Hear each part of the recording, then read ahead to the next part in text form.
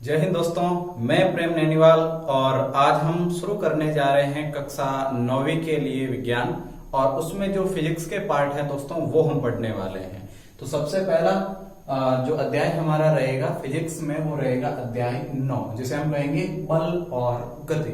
तो दोस्तों बल और गति का आज हम पार्ट 1 करने जा रहे हैं। और यदि ये वीडियो आपको पसंद आता है तो आप इसे लाइक कीजिए, अपने दोस्तों तक अपनों के साथ इसे शेयर भी कीजिए और चैनल को सब्सक्राइब भी जरूर कीजिए। तो दोस्तों बल और गति के बारे में हम सबसे पहले अध्ययन करने वाले हैं। तो सबसे पहला जो हमारा टॉपिक रहेगा वो रहेगा गति यानी कि मोशन, और उसके बाद हम पढ़ेंगे बल के बारे में। तो दोस्तों फिजिक्स की शुरुआत है और मैं ये चाहता हूं कि कुछ सामान्य जानकारी आपको दी जाए। छोटी छोटी जो राशियां हैं, जो क्वांटिटीज है, जो भौतिक राशियां हैं, उसके बारे में हमें पढ़ना चाहिए। तो सबसे पहले मैं भौतिक राशियों को लेकर बात करूंगा। भौतिक राशियां क्या होती है? तो दोस्तों बहुत सारी राशियां हम पढ़ते हैं भौतिक राशियां, जैसे कि बल है, वेग है, त्वरण है, घनत्व है, संवेग है, आवेग है, द्रव्यमान है, लंबाई है। वो तमाम सारी राशियां हम लोग पढ़ते हैं। और वो कौन सी राशियां हैं जिन्हें भौतिक राशियां हम कहेंगे, वो क्यों है, ये सारी चीजें भी पढ़ना महत्वपूर्ण है। तो सबसे पहले मैं आपसे डिस्कस करूंगा भौतिक राशियों के बारे में। भौतिक राशियां, और आप इन्हें जानते हैं, बहुत सारी भौतिक राशियां होती भी हैं। तो भौतिक राशियां क्या है? हम इसके लिए ये लिखेंगे कि ऐसी राशियां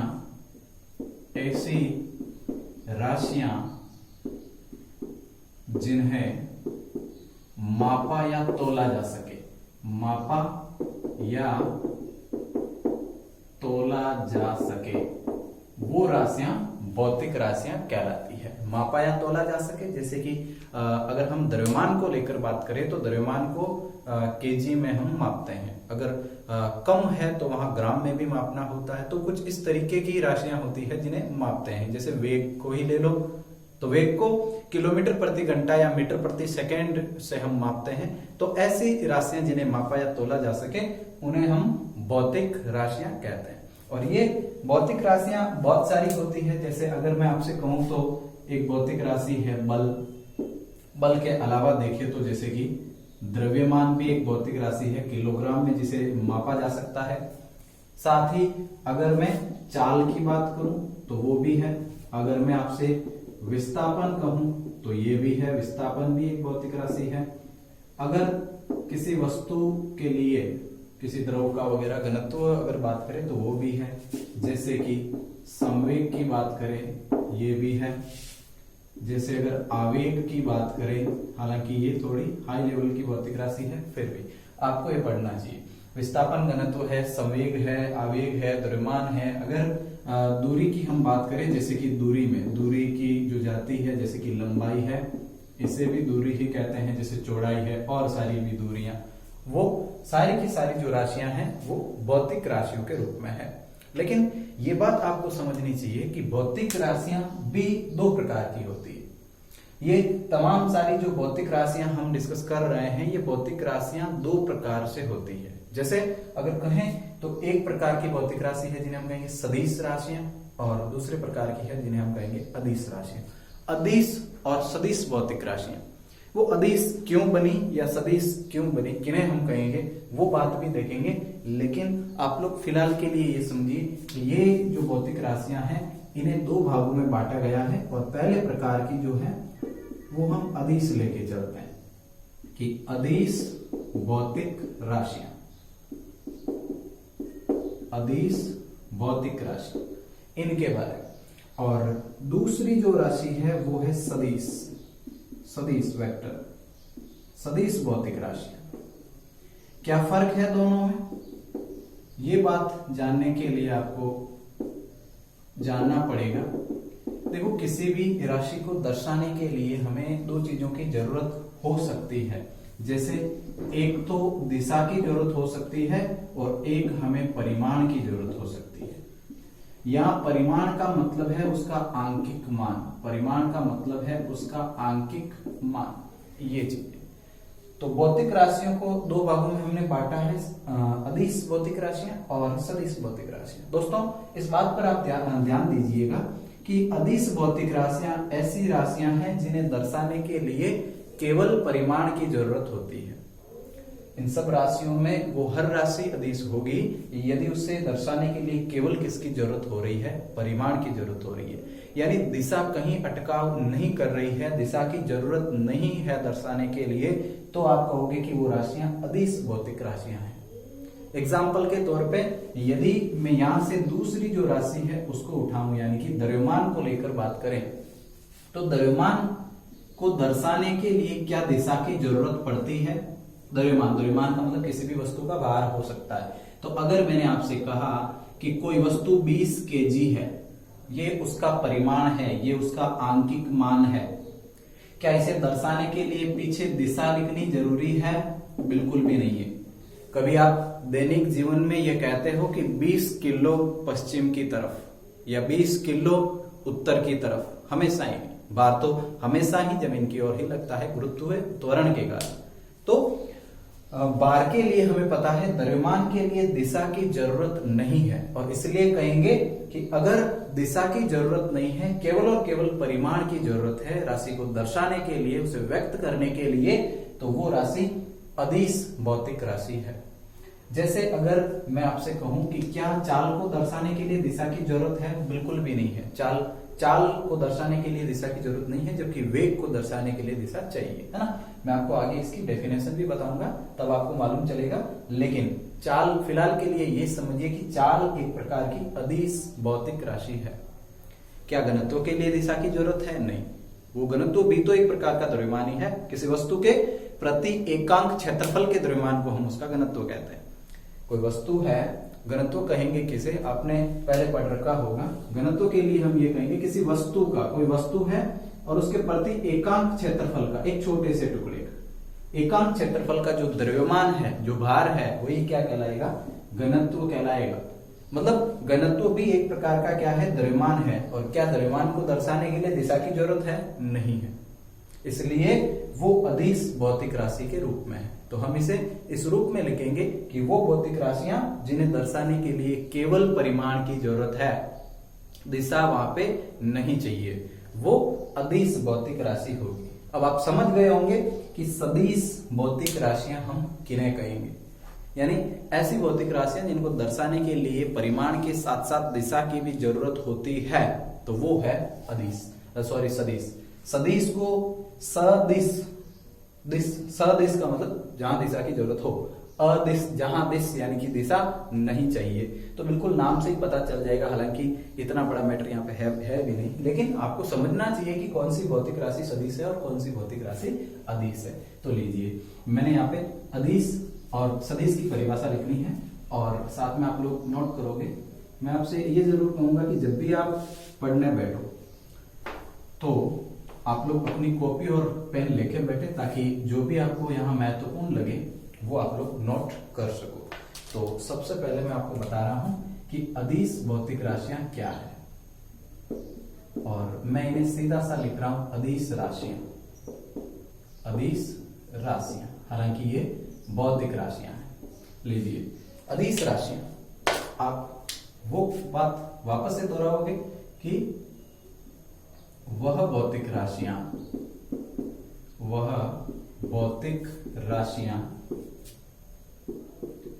जिन्हें दर्शाने हेतु केवल किसकी जरूरत होती है? केवल परिमाण की आवश्यकता होती है। केवल परिमाण की आवश्यकता होती है, वो अदिश राशियां कहलाती है। वो अदिश राशियां कहलाती है। ये लीजिए स्केलर क्वांटिटीज। तो इस तरीके से आप कहोगे कि भौतिक राशि जिनमें परिमाण की केवल जरूरत होगी, आंकिक मान चाहिए हमें, दूसरा कुछ नहीं चाहिए, दिशा नहीं चाहिए। जैसे अगर मैं एग्जाम्पल आप लोगों को बताऊं तो जैसा कि मैंने आपसे कहा ही है कि द्रव्यमान जो है वो एक प्रकार से अदिश राशि है, और द्रव्यमान के साथ साथ घनत्व, और घनत्व भौतिक राशि, अच्छा ये भी द्रव्यमान के खानदान से है तो ये अदिश राशि है, ऐसा मैंने आपसे कहा है। साथ ही हम अगर बात करते हैं ऊर्जा की तो वो भी एक अदिश राशि है।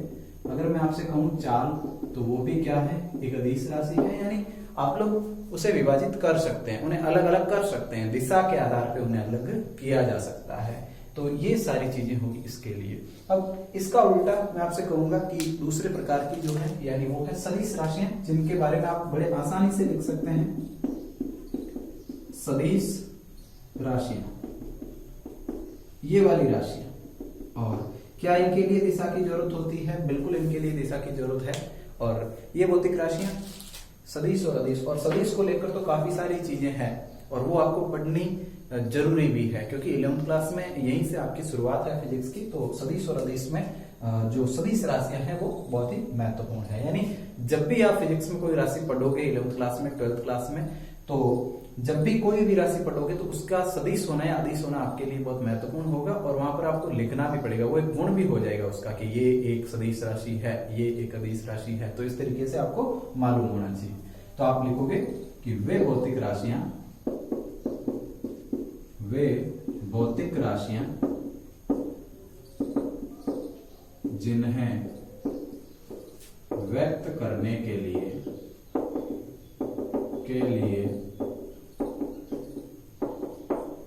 परिमाण के साथ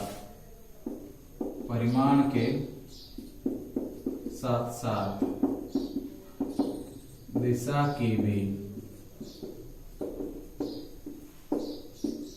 आवश्यकता होती है, वे कौन सी सदिश राशियां कहलाती है, वे सदिश राशियां कहलाती है। ये इसके लिए हो जाएगा सदिश राशियां। और सदिश के लिए मैं आपसे ये कहूंगा कि सबसे पहले जो बल है वो एक प्रकार की सदिश राशि है। मैं आपसे कहूंगा कि साथ में जो वेग है वो एक प्रकार से सदिश राशि है। और यदि कहीं बात विस्थापन की जा रही है, विस्थापन, तो वो भी एक प्रकार से सदिश है। और भी कई सारी राशियां हैं, हम इनकी गिनती भी नहीं कर सकते। और आगे जाकर हम कुछ मूल राशियां भी पढ़ेंगे और कुछ व्युत्पन्न राशियां, यानी इन सब में जो महत्वपूर्ण है, जो बार बार काम में आती है, हर जगह हमें चाहिए, वहां यानी कि फिजिक्स की हर स्थिति में वो राशियां जरूरत उसकी होगी, तो उन्हें हम कहेंगे मूल राशियां। हालांकि वो बात की बात है।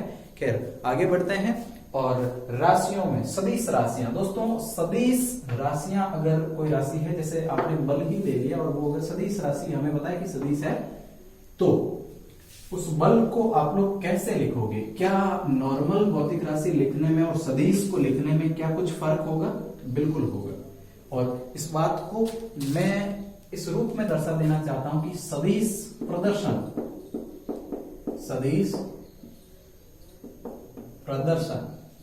आप सदिश का प्रदर्शन कैसे करोगे? कोई भौतिक राशि है और आपको क्या पता कि वो सदिश है, या फिर उसे आप कैसे दर्शाओगे, व्यक्त कैसे करोगे? तो दोस्तों नॉर्मली जैसे हम बल को F से रिप्रेजेंट करते हैं, आपको पता है, बल को F से करते हैं, जैसे विस्थापन को S से करते हैं, जैसे वेग को V से करते हैं। लेकिन अगर बात सदिश अदिश की जा रही हो तो वहां आपको सदिश लिखना पड़ेगा। और सदिश लिखते समय आप लोग जैसे F और F सदिश है तो ऊपर एक तीर का निशान इस रूप में बना दोगे। जैसे विस्थापन एक सदिश राशि है तो विस्थापन लिखते समय मैं ऐसा करूंगा। जैसे वेग एक सदिश राशि है तो वेग को लिखते समय ऐसे करेंगे। यानी सदिश को व्यक्त करने के लिए ऊपर एक तीर का निशान बना दिया जाता है। अब ये तीर का निशान क्यों बनाया जाता है उस बात को आप लोग समझिए। ये तीर का निशान जरूरी क्यों है? दोस्तों सदिश के प्रदर्शन के लिए, यदि मैंने एक छोटा सा उदाहरण आप लोगों को दिया कि कोई वस्तु है और वो 30 मीटर प्रति सेकंड के वेग से पूर्व में चल रही है, लीजिए इसे आप लोग सदिश रूप में दर्शाओगे। मैंने आपसे कहा कि 30 मीटर प्रति सेकंड के वेग से कोई वस्तु जो है वो पूर्व की ओर चल रही है। मैंने पहले भी कहा कि सदिश राशियों को दर्शाने के लिए दिशा की जरूरत होती है, दिशा चाहिए। तो ये तो जरूरी ही रहेगा कि 30 मीटर प्रति सेकंड के साथ ये दिया हुआ हो कि वो पूर्व में है, पश्चिम में चल रही है या उत्तर दक्षिण में चल रही है, वो बातें। तो वो अगर 30 मीटर प्रति सेकंड के वेग से पूर्व में चल रही है तो आप इसे सदिश, भाई 30 मीटर प्रति सेकंड यहाँ पे है क्या, यहाँ पे वेग का परिमाण है, वेग का परिमाण है या वेग का क्या है, मान है। बस मान को ही परिमाण कहेंगे, आप कंफ्यूज फिलहाल मत होना। तो 30 मीटर प्रति सेकंड और वेग का ये परिमाण है और पूर्व में वस्तु चल रही है। अगर मैं इसे इस रूप में दर्शाना चाहूं, लीजिए ये x अक्ष आप लेके चलते हो और ये y लेके चलते हो, क्योंकि दिशा की यहाँ पे बात हो गई और दिशा की बात हो गई तो मेरे को स्थिति जानना जरूरी भी है। लीजिए मैंने कहा कि वस्तु 30 मीटर प्रति सेकंड के वेग से वो पूर्व में चल रही है। आपको पता है कि पूर्व वाली दिशा ये है। तो लीजिए ये पूर्व में चल रही, मतलब यहां से यहां चल रही, कितने वेग से, 30 मीटर प्रति सेकंड की रफ्तार से। मैं इस बिंदु को यदि Q कहता हूं और इस बिंदु को यदि P कहता हूं, तो अब इसकी जो स्थिति होगी इसको दर्शाने के लिए हम QP, कौन सा है, QP, Q से कहां तक चल रही है, बिंदु P तक चल रही वस्तु, रफ्तार क्या है 30 मीटर प्रति सेकंड। तो इसको सदिश रूप में व्यक्त करने के लिए Q से P की ओर, मतलब Q से P की ओर, ये इस रूप में इस सदिश को आप दर्शाओगे। कहने का मतलब ये हुआ कि कहीं भी दिशा को लेकर बात है तो वहां वो राशि सदिश है और सदिश राशियों के लिए हम उसकी दिशा को व्यक्त करते हैं और दिशा सिद्ध भी होनी चाहिए। तो यहां अगर मैं ऐसा लिखता कि P Q सदिश, तो ये बात गलत हो जाती, क्योंकि दिशा जो है वो Q से P यानी QP के अनुदिश है, दिशा QP के अनुदिश है। अगर मैं इसे PQ के अनुदिश लिखता तो ये पूर्व में न होकर के किस में हो जाती, पश्चिम में हो जाती, ये दिशा पश्चिम में हो जाती। तो इसलिए दिशा दर्शाने के लिए आप किसी भी सदिश के लिए अगर ग्राफ की बात यहाँ पे की जा रही हो, QP ऐसा कुछ लिखा हुआ हो, तो आप उसे सीधा दर्शाना पसंद करोगे, बस यही बात है। तो मेरे कहने का मतलब है कि यदि वेग कुछ दे रखा हो, विस्थापन दे रखा हो, तो आप उसे XY में ले लीजिए, तो मामला और भी क्या होगा, आसान होगा। चलिए मैंने ये बता दिया कि उसे दर्शाओगे कैसे, लेकिन फिलहाल पहला जो अपना पॉइंट है वो ये रहने वाला है कि सदिश प्रदर्शन के लिए, सदिश प्रदर्शन के लिए हम क्या करेंगे, भौतिक राशि के जो उसका प्रतीक है, प्रतीक पर तीर का निशान लगाकर उसे दर्शाया जा सकता है। एक दर्शाने का तरीका यह है, अगर कहीं पे ए सदिश की बात, ए कोई राशि है मान लीजिए और वो सदिश है, तो आप उसे इस रूप में दर्शाओगे। और दूसरा इसको दर्शाने का जो तरीका है वो गहरे अक्षर से, आप उसे गहरे अक्षर से लिख सकते हो। गहरे अक्षर से लिखने का मतलब नॉर्मल कोई भौतिक राशि है तो उसे ए ऐसे लिख देंगे, और यदि ये ए एक सदिश राशि के रूप में है तो इसे गहरा लिखेंगे। और देखो पुराने स्टाइल में अगर लिखे ना तो वो आपका वो बात सही है कि आप तीर का निशान ऊपर लगाते हो, लेकिन नई वाली किताबों में ये स्थिति है। ज्यादातर जो सदिश है वो आपको ऐसा मिलेगा। डार्क अगर आप उसे देखते हो तो तुरंत समझ जाओगे कि वो सदिश का प्रदर्शन है, और अगर डार्क नहीं लिखा हुआ है, नॉर्मल जो इंक है जैसे बुक में होती है वैसे अगर है तो आप उसे सदिश नहीं मानोगे। लेकिन या तो ये और या ये, तो ये स्थितियां हो जाएगी उसके प्रदर्शन के लिए। साथ ही तीसरी और अंतिम बात आपको मैं ये बताने जा रहा हूं कि अगर सदिश का परिमाण कहीं दर्शाया जा रहा है, सदिश का परिमाण, भाई ए का परिमाण दर्शाना है तो ए के परिमाण के लिए ये, साथ ही ये बात, तो ए का परिमाण दर्शाना जाना है तो आप लोग उसे इस दोनों तरफ ये लाइनें लगा दोगे और इसे पढ़ने में पढ़ोगे ए का परिमाण। भाई ये चीज जो आपको यहाँ पे नजर आ रही है, दोनों तरफ मैंने दो लाइनें बनाई है, इसे पढ़ने में पढ़ोगे ए का परिमाण, ये हो जाएगा ए का परिमाण, उसका जो आंकिक मान है वो।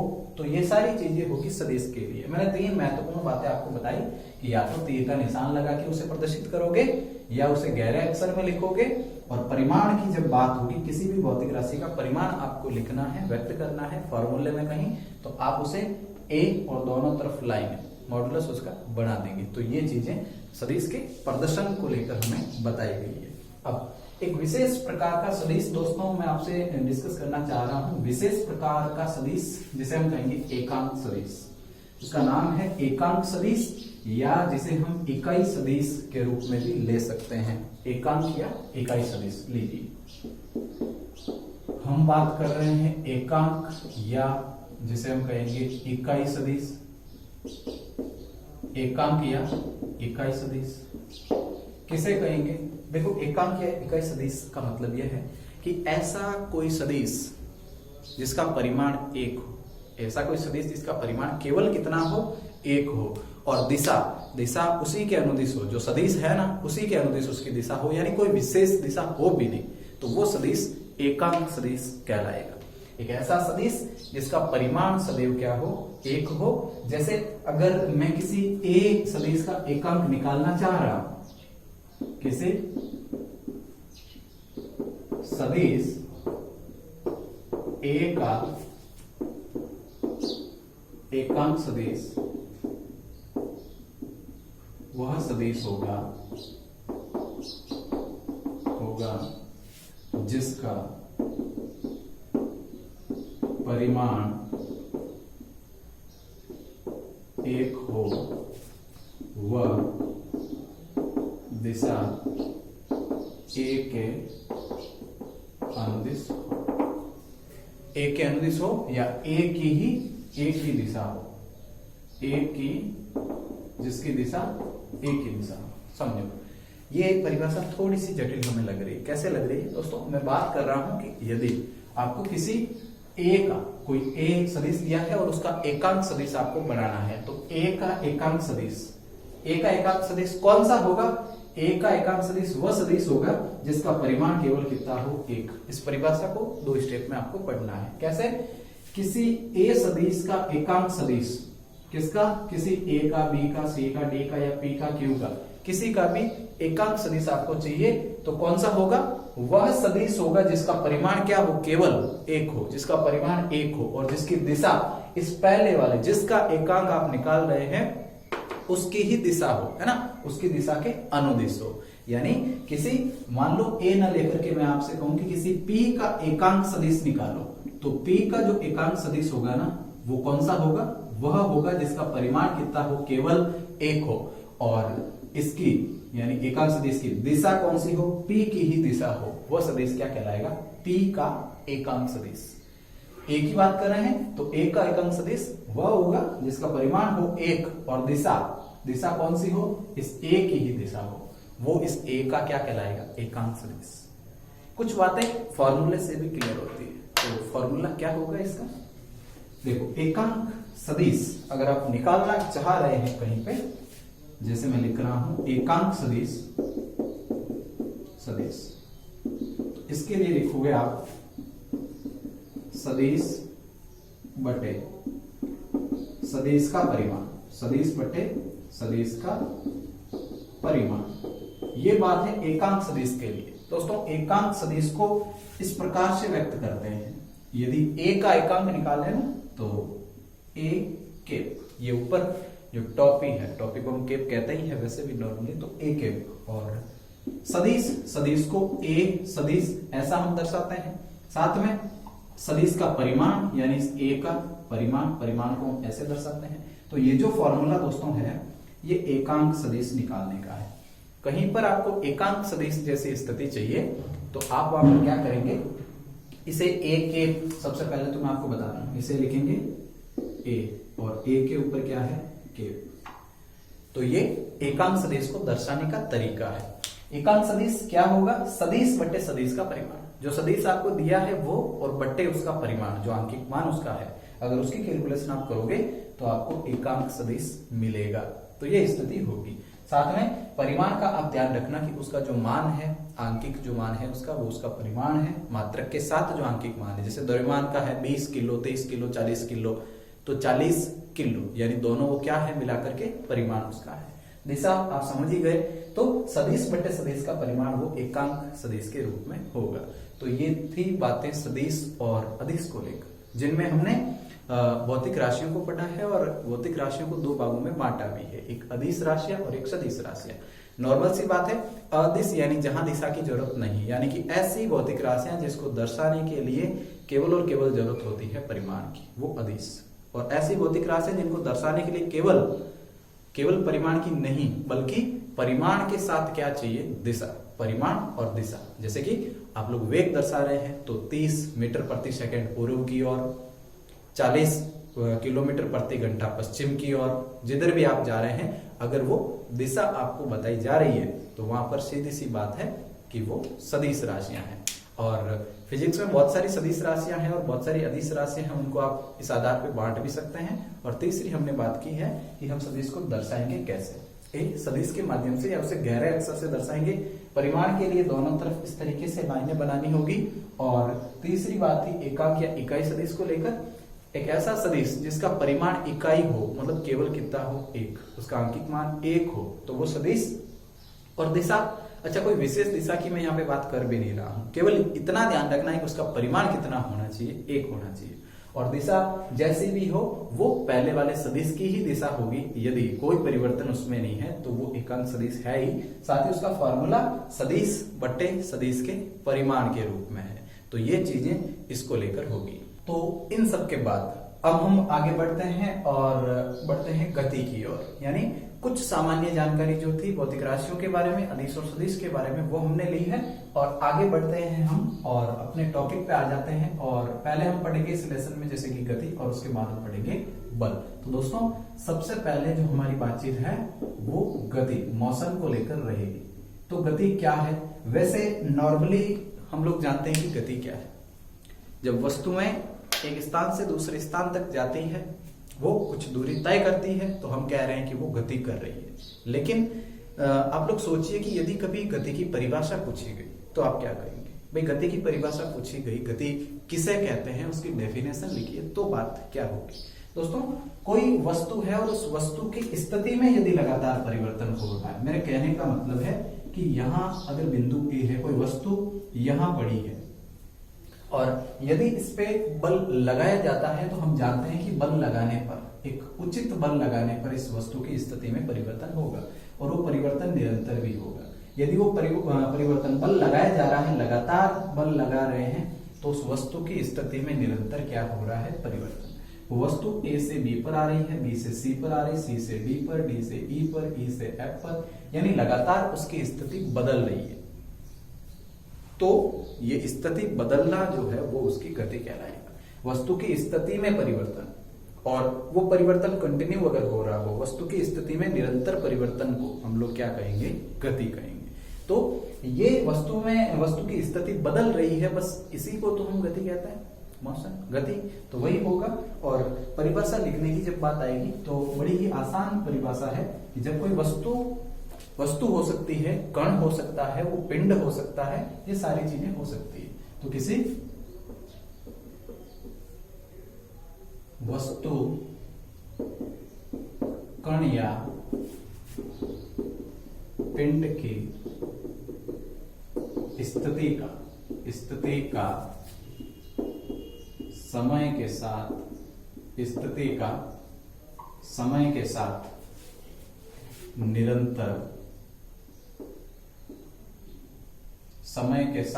निरंतर परिवर्तन,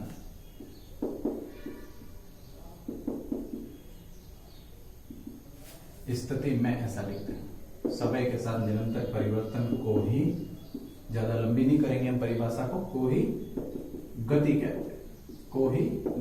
कहते हैं। और नॉर्मली हम खुद भी, स्वयं भी काफी जगह गति महसूस करते हैं। जैसे हम रेलगाड़ी में बैठे हैं और रेलगाड़ी यदि गति कर रही है तो वहां हमें अपनी गति महसूस भी होती है।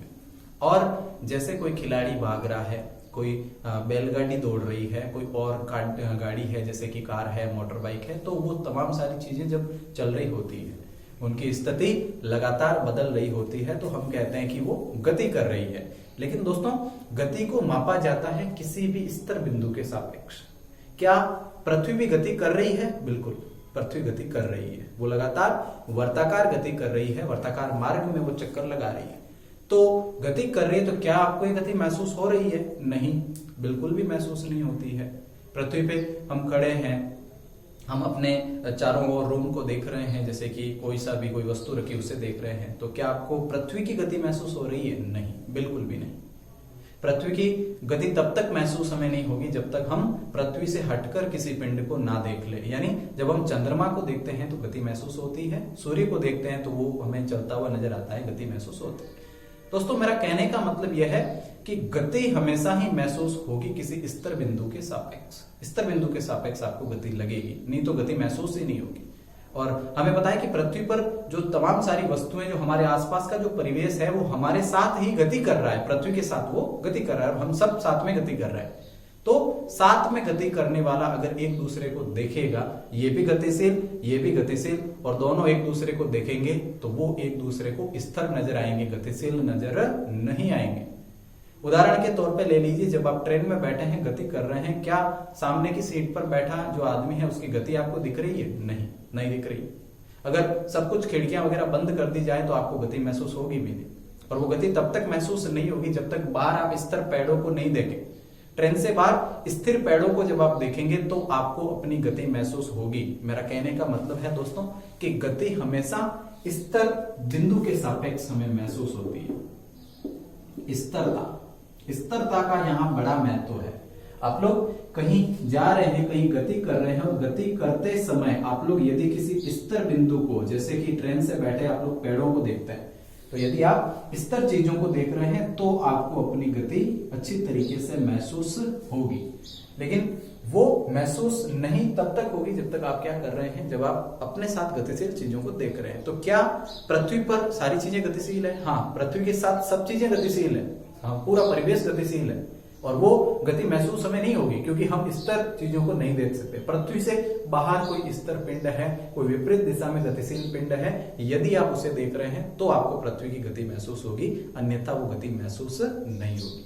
यानी गति हमेशा ही स्थिर बिंदु के सापेक्ष महसूस होती है। तो हम लिखेंगे स्थिर बिंदु के सापेक्ष, स्थिर बिंदु के सापेक्ष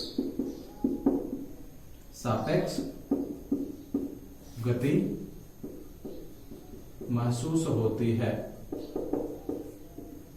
स्थिर बिंदु के सापेक्ष गति महसूस हो।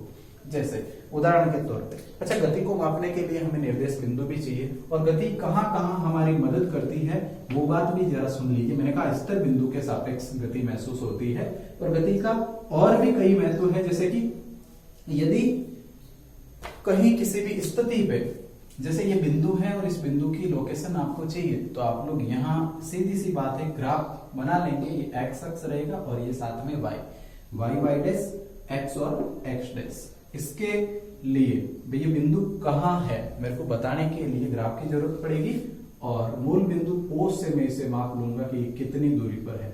जैसे ये अगर 20 सेंटीमीटर पर है तो ये इसकी स्थिति हमें महसूस हो गई कि ये कहां पर है, यहां पर है। तो ये स्थिति होगी। सदिश में अगर हम लेंगे तो इसे हम स्थिति सदिश कहेंगे, लेकिन ये बाद की बात है। स्थिति सदिश, थोड़ी सी जानकारी आपको होनी चाहिए इस बात को लेकर। लेकिन किसी भी बिंदु को मापने के लिए समझो इस तरीके से कि किसी भी बिंदु को परिवेश में कहीं भी, भाई ऐसे तो कोई बिंदु रखा गया तो हमें क्या पता कहाँ रखा गया, उसकी क्या स्थिति है। उसकी स्थिति जानने के लिए हमें जरूरत पड़ेगी अक्ष की। हमने बना दिया तो हमें पता चल गया कि मूल बिंदु से कहां है, मूल बिंदु से कहां है। भाई नॉर्मली शहरों में जो लोग कॉलोनियों में रहते हैं उनको एड्रेस देने के लिए जरूरत होती है किसी विशेष चीज की। जैसे कोई भी एग्जांपल जैसे ले लीजिए, जैसे मान जी का हत्ता, तो मान जी के हत्ते के पास है, उस स्कूल के पास है, उस गार्डन के पास है, तो घर का एड्रेस देने के लिए जरूरत होती है एक विशेष चीज की जिसको सब लोग जानते हो। तो ये जो मूल बिंदु है दोस्तों, इसे सब लोग जानते हैं और इससे इसके सापेक्ष बिंदु की स्थिति मापनी होती है। मैंने उदाहरण इसलिए दिया कि स्थिति मापने के लिए हमें एक बिंदु चाहिए, मूल बिंदु, जिसे सब जानते हो, और ये तो एक अच्छा खासा पॉपुलर जो बिंदु है वो, तो इसके सापेक्ष इसकी स्थिति को मापा जा सकता है। वैसे नॉर्मली कोई बिंदु है तो उसका तो हमें क्या पता वो कहाँ है। तो इसी तरीके से ठीक वही चीज लागू होती है गति पे, कि यदि गति आपको महसूस करनी है किसी भी वस्तु की, वस्तु जा रही है उसकी गति को महसूस करना है, तो हमें एक बिंदु चाहिए और वो बिंदु क्या होना चाहिए, स्तर। और स्तर बिंदु के सापेक्ष मापी जाने वाली गति, यहाँ पे गति एक अच्छी तरीके की गति होगी, ऐसा हम कह सकते हैं, एक मापी गई गति होगी, है ना। तो स्थिरता इसका भी बड़ा महत्व है और गतिशीलता इसका भी बड़ा महत्व है। गति तब है जब स्तर कोई पिंड है तो ही गति का महत्व है, तो इसलिए गति इस रूप में मापी जानी है। दोस्तों गति के कई सारे प्रकार भी होते हैं जो हम अगले वीडियो में चर्चा करेंगे, और इसके अलावा जो मैंने आपको परिभाषा दी है, इसके अलावा भी हम गति की परिभाषा दे सकते हैं, वो भी हम अगले वीडियो में जानेंगे। फिलहाल आज के लिए इतना ही, और वीडियो अगर आपको पसंद आ रहा है तो लाइक शेयर जरूर कीजिएगा दोस्तों। साथ में बने रहना है, वीडियो को पूरा देखना है, तभी चीजें क्लियर होगी। और साथ में पीछे जो भी वीडियो बनते हैं रोज के रोज क्लियर भी होने चाहिए, और पूरी सीरीज वही आपको देखना चाहिए ताकि अच्छे से समझ में आए। तो आज के लिए इतना ही, इजाजत चाहेंगे आपसे, मिलेंगे अगले वीडियो में। धन्यवाद।